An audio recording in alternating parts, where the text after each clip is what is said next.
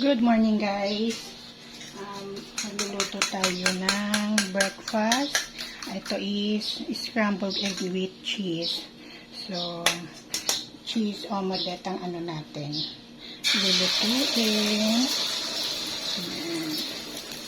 Gustong gusto to ng mga anak ko yung egg is nilalagyan ko ng cheese. Tapos, ginaganyan-ganyan ko siya. Nakita ko to sa yung sa mga Korean dito na yung sa egg drop. Yung ginaganyan nila yung egg para hindi siya talaga yung brown na brown yung pagkaluto. Ayan o, katulad ng ganyan. Ayan.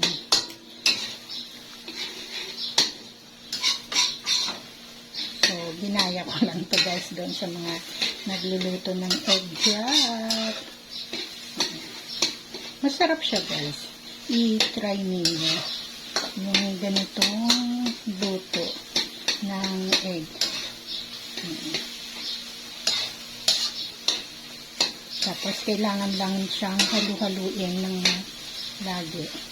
So, para hindi mag-brown yung yung egg. See? Mabilis naman siya maluto.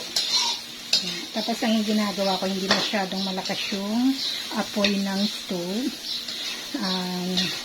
Medium heat lang. Low to medium heat lang siya talaga. So, ayan. Luto na siya. So, sasali na natin sa plate. Okay. Diba? Ang ganda ng pagkaluto.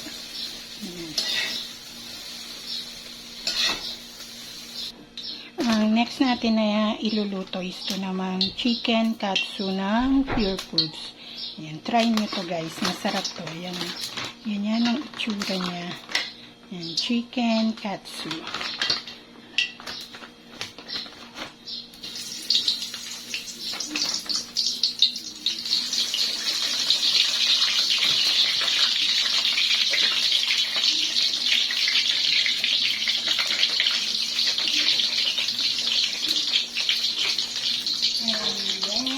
Hintayin lang natin siya mag-golden brown bago natin siya i-flip ulit.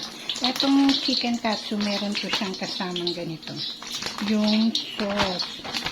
Yan. Katsu sauce. Ay, sorry.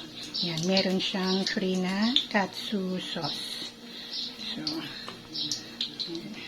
ang laman nito is, ngayon is, ang laman niya is 7 na ganito.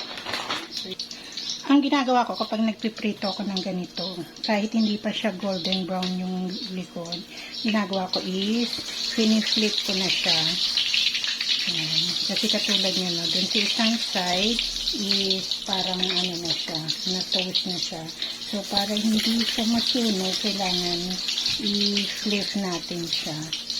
Ayan. Tapos, mamaya, kapag ganitong color na rin yung, sa kabilang side, i-flip natin siya ulit para maging golden brown. Yan guys, golden brown na siya. So, kukunin muna natin siya. I-drain ko muna sa strainer para ma-drain yung tumulo yung mantika. Then, ipiprito naman natin yung remaining na hindi pa luto.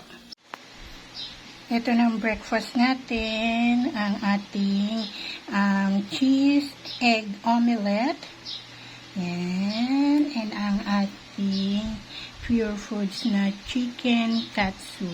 7 pieces. Niluto ko na lahat kasi 3 kami ng mga anak ko na nandito. So, yan. Kain tayo guys.